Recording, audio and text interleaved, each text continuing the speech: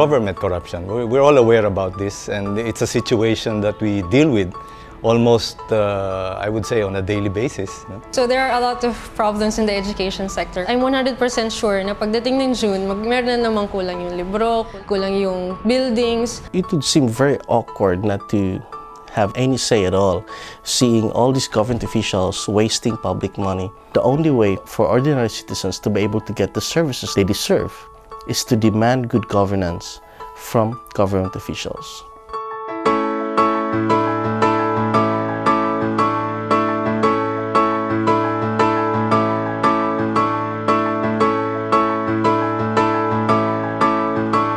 These corruption practices really make me feel frustrated. I really feel that it should not be part of doing business. As a small businessman, you deal with local governments, no? And sometimes they ask for some things, no, before they give a permit. Last year, we have 2 branches in the same city, and one fire department assessed us for about 300 pesos in one branch.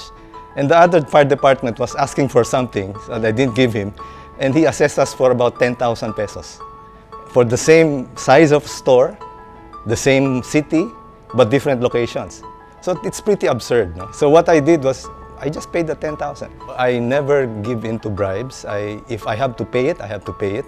I am contributing to helping fight corruption in the small way that I can. No?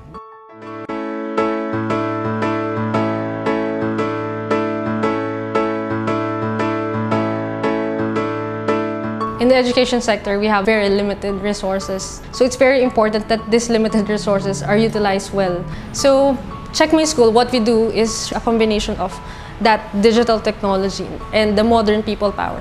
So people report issues in our online platforms, and what we try to do is compile them and then forward it to DepEd. We push DepEd to respond. They didn't respond, then we go to the media, but that's the worst case.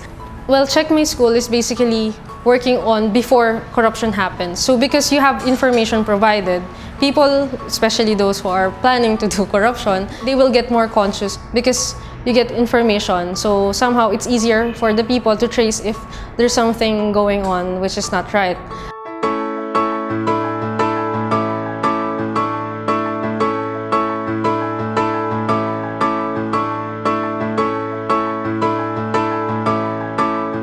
Years ago, I personally observed how local government officials use government vehicles, which we often refer to as red plates. They use them for personal reasons. Vehicle-related expenditure in local government chews up a big percentage of local government funds, which will translate into millions of pesos in the local government.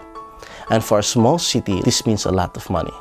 So for ordinary citizens, Bantay Red Plate is a way of asking government officials to pour in more money for social services. And these volunteer monitors monitor specific vehicles that were used by government officials in prohibited areas. And then once they are verified, we file a complaint and push for the immediate resolution of the problem. So we get officials who were fired, suspended. We also make a lot of enemies as well. Corruption is like an ember. If you fan it, it will grow hotter. No? So the way to fight it is not to be part of fanning the ember. It's actually easier to keep calm and just don't do anything. But being a young person, you get to tell yourself, no, I don't want this world to be the same world that my children will live in. Sooner or later, we need to have a story to tell to our kids that we have done something good for this country. That somehow I have done something good and something that would give them a better form of government in the generation to come.